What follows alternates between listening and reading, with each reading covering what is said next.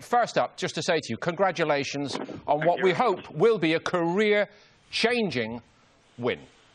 I hope so, yeah, definitely. And the reason I can't be there is because I'm going to be flying to Pakistan in the next few hours. Obviously, I'm going there because I have family there. I have a lot of people to meet over there because being Pakistani, it's like second home to me. But on top of that, I want to visit the school that was where 100 plus kids were killed by the Taliban. So I want to visit that. I want to help rebuild the school and also, increase security in that area. So that's what I'm going there for. I suppose all of the things you've just mentioned do put your own athletic career, if you like, into great context, don't they? Look, yeah, definitely it does. But, I'm doing it for the right reasons. And, God's on my side. And, I'm just going to go there and just do what I have to do and then just leave. But, I have to go to Pakistan as well because, like I said, I have a huge fan base over there. So it's good for them to see me. But while I'm there, I can kill two birds with one stone. Yes. A lot's happened to you this year, of course. Now you're a dad as well. And you did say, I think, that has altered your perspective on the wider picture as we close out the year. That's right. Being a father this year, I had two great performances as well this year.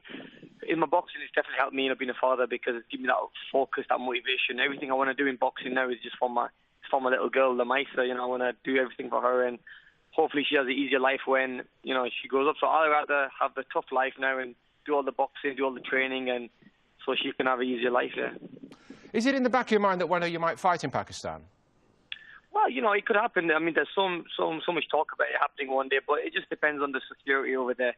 If everything's fine over there and we can get a boxing fight over there, that's if the TV networks and if the opponent would want to fly there, then I think it can happen. But, it's something I've thought about, but it's never materialized. But like I said, I've got a few years left in me still, so you never know. I think you're probably aware we have Richie Woodhall along with us on Boxing Tonight. Richie, I think, wants to say something to you as well. Yeah, Amir, I'd just like to say a great win last week. I thought you boxed absolutely superb. It was the old Amir Khan, worked well with the jab, the speed and movement was just too much for him, mate. And it's a great gesture that you're donating your shorts, but I've never met a man with a pair of shorts that's worth more than my car, so fair play to you. Yeah, the shorts were worth 30,000. They made it of a 24-carat gold, and the company that donated them were 24 KT. And Fight Label, the people who made my boxing kit, they put it all together for me. And at the end of it was about 30 grand bill. So I'm going to auction them off. Are we allowed to say that you're going a bit big time out in Hollywood? No. I'm still the same. They were kind of given to me as well as I didn't really want to fork out that much money, but I think it was more because I wanted to give something to the victims' family, in Pakistan, and I did say that I want something that no one's ever had before, something that no one's ever done, which are to buy the most expensive shorts, and so I got them so I can donate them, and hopefully we can raise a lot of money for them. And I really think, even though they are worth 30 grand, I think we can probably get double for them, because I've worn them now, been in the ring with them. So let's hope we can do that and donate the money towards the school and the rebuilding of the school in Pakistan. Well, that's wonderful. Yes, indeed. But, of course, they're only valuable because you did win the fight, right? Let's be clear about Correct, that. Yeah.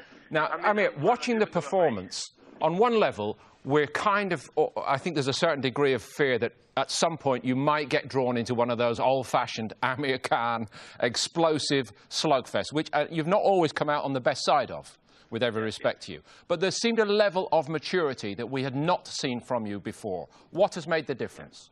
I'm 28 now, getting older, getting mature, thinking a lot more. My trainer is a big help, Virgil Hunter. He's helping me to stay focused throughout the whole fight. He's always yelling in the corner at me. I can even hear him while I'm fighting. When I was fighting, I could hear him. Keep composed, Amir. He was telling me to stay relaxed and keep focused and don't make any mistakes. And so he's always in my head. So he's a big help.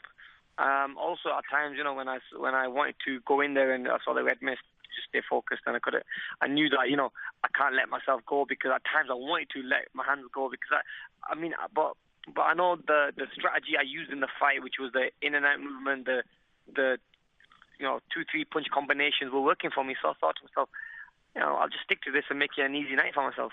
And Amir, I thought your speed and your movement were two overwhelming factors for me why you got the success that you did. Yeah. Do you feel, have you worked on that in the gym? Have you reverted back to that? Because you seem to be as fast as a lightweight like welter in a welterweight division, and that is a great advantage. Yeah, you're right, Richie. I mean, when we were training, we were working on the strategy that I did in the fight. The game plan was there as well. And, in the fight, everything seemed slow motion when I was fighting Alexander. But after when I came home, I saw the fight. And I could see how quick he was and how quick I was. I mean, I was twice as fast and my footwork was just perfect. Normally, you get me bouncing around, but that bounce wasn't there, so that made me save a little bit more energy. So when I was throwing the punches, I was throwing them with power and accuracy as well. I didn't throw more than four or five punches at once. I mainly threw, 2-3 punches, but threw them really accurate and really quick. But I mean, the game plan Virgil gave me worked, and that's just given me more confidence, being with him. And indeed, looking forward to 2015. So many exciting prospects for you at this moment. Where are you with your planning in terms of your next fight? Is Al Heyman in charge of negotiations? Well, he is, yeah, definitely. Al Heyman is my manager, so I've got him in charge of all the negotiations with all the big names. And what makes it a little bit easier is that Al Heyman also manages Floyd Mayweather, so that way the fight could be made a lot easier. But to be honest with you, we've not got too far. It's only been a week since the fight, just over a week since the last fight, and it seems to me Floyd doesn't really want it. I mean, there's a lot of he's not really saying much. He wants the Pacquiao fight, but I really believe that fight between him and Pacquiao will never happen. But I'm in a great position now because I'm a free agent as a promoter. I've got no promoter now. I'm a free agent and I have a manager, which is Al Heyman. So I could, I'd love the fight between me and Manny Pacquiao. I think that could be made. Even the Mayweather fight could be made. So I'm in a great position at the moment. I want the big fight, and I think that's where I belong.